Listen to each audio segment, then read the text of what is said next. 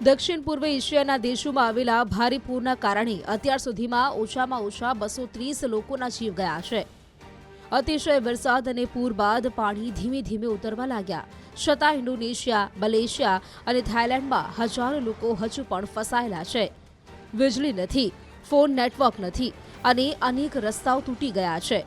આ પરિસ્થિતિને જોતા હાલ રાહત અને બચાવ કામગીરી ઝડપથી ચાલુ છે। ઘણા દેશોમાં છેલ્લા કેટલાય દિવસથી કુદરતનો પ્રકોપ જોવા મળી રહ્યો છે। ભારે વરસાદ, પૂર અને ભૂસ્ખલનના કારણે લોકો ત્રાહિમામ પોકારી રહ્યા છે। એક તરફ દિત્વા વાવાઝોડાથી શ્રીલંકામાં ભારે તબાહી મચી છે, જેને કારણે અત્યાર સુધીમાં 69 લોકોના મોત થઈ ગયા છે।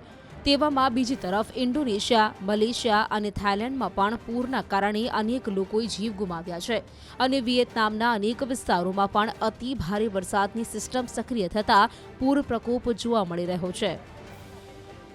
છેલ્લા એક અઠવાડિયાથી વાવાઝોડાના કારણે પૂર અને ધોધમાર વરસાદ પડી રહ્યો છે। મલાક્કા સ્ટ્રેટમાં દુર્લભ ટ્રોપિકલ સ્ટોર્મ બન્યું, જેના કારણે ઇન્ડોનેશિયાના સુમાત્રા ટાપુ પર સૌથી વધુ નુકસાન થયું। અત્યાર સુધી ત્યાં 94 લોકોના મોતની પુષ્ટિ કરવામાં આવી છે। હવાઈ માર્ગે ફસાયેલા લોકો માટે રાહત સામગ્રી અને ટીમો પહોંચાડવાનું કામ હાલ ચાલુ છે।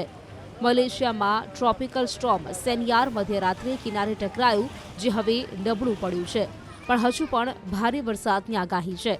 અત્યારે 30,000થી વધુ લોકો રાહત શિબિરોમાં છે। હજારો ખેડૂતોને ભારે નુકસાન થયું છે। ખેતરમાં થયેલો ડાંગરનો પાક પૂર અને વરસાદના કારણે પાણીમાં ગરકાવ થયો છે, છતાં ત્યાંના ખેડૂતોનું કહેવું છે કે ખેતર બરબાદ થતું જોઈને દુઃખ તો થાય, પણ તે દુઃખને શબ્દોમાં કહી ન શકાય। રડીએ તો પણ કંઈ ન થાય। હવે ફરીથી નવેસરની શરૂઆત કરવાની છે।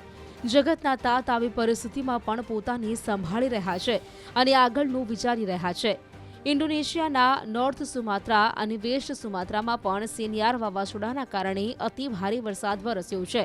અનેક વિસ્તારોમાં ગળાડૂબ પાણી ભરાઈ જતા લોકોને બોટમાં બેસાડીને બચાવવામાં આવ્યા હતા। પાણી ભરાઈ જતા ઇન્ડોનેશિયાના હજારો પરિવારોએ ઘર છોડવું પડ્યું છે। પૂરના કારણે હજુ કેટલાય લોકો ગુમ થયા હોવાના પણ અહેવાલ છે। ઇન્ડોનેશિયાના પ્રમુખે પૂર પીડિતોને રાહત સામગ્રી પહોંચાડવા આદેશ આપ્યા છે। પૂરના કારણે લોકોના ઘર અને વાહનો સંપૂર્ણ પાણીમાં ડૂબી ગયા છે। વચ્ચે વચ્ચે ભૂસ્ખલન પણ થતા હોવાથી રેસ્ક્યુ ઓપરેશનમાં પણ અડચણ આવી રહી છે।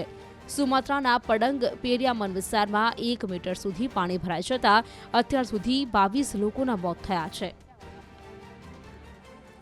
આ સાથે પૂરના અને ભૂસ્ખલનના કારણે દક્ષિણ થાઇલેન્ડના 9 પ્રાંતોમાં લગભગ 30 લાખ લોકો પ્રભાવિત થયા છે। શુક્રવાર સુધી ત્યાંનો મૃત્યુઆંક 145 પર પહોંચ્યો છે। થાઇલેન્ડનું 5મું સૌથી મોટું શહેર હાટિયાઈ સૌથી વધુ પ્રભાવિત છે। એક જ દિવસમાં 13 ઇંચ વરસાદ પડ્યો અને છેલ્લા 15 વર્ષનો રેકોર્ડ તૂટ્યો અને 300 વર્ષમાં સૌથી વધુ વરસાદ। હજુ પણ ઘણા વિસ્તારોમાં વીજળી નથી। પરિસ્થિતિ એટલી ખરાબ બની ગઈ છે કે ત્યાંના રહેવાસીઓને રાત્રે ઊંઘ પણ નથી આવતી અને સતત ચિંતા થાય છે। પૂર બાદ નદીના પાણીનો પ્રવાહ પણ ખૂબ જ ઝડપી છે, માટે રેસ્ક્યુ ટીમ પણ પહોંચી શકતી નથી। રોયલ થાઈ નેવી, આર્મી અને 2000થી વધુ સિવિલ ડિફેન્સ કર્મીઓ રાહત કામગીરીમાં લાગેલા છે। હેલિકોપ્ટરથી હોસ્પિટલો અને છત પર ફસાયેલા લોકો સુધી ખોરાક પહોંચાડવામાં આવી રહ્યો છે। હાલ વરસાદ અને પૂરનું પાણી ધીમે ધીમે ઉતરી તો રહ્યું છે, પણ પુનર્વસન અને સામાન્ય લોકોનું જીવન પાછું પટરી પર લાવવામાં હજુ મહિનાઓ લાગશે। બીજી તરફ સેનિયાર વાવાઝોડાએ મલેશિયામાં લેન્ડફોલ કર્યું છે, જેના કારણે ઘણા લોકોના મૃત્યુ થયા છે અને 30,000થી વધુ લોકોને શેલ્ટર હોમમાં રાખવામાં આવ્યા છે। મલેશિયાના વિદેશ મંત્રાલયે કહ્યું છે કે તેમના 1459 નાગરિકો પૂરના કારણે થાઇલેન્ડની વિવિધ હોટલોમાં ફસાઈ ગયા છે, જેમને બચાવવામાં આવ્યા છે। હજુ 300 નાગરિકોને બચાવવાના પ્રયાસ કરવામાં આવી રહ્યા છે।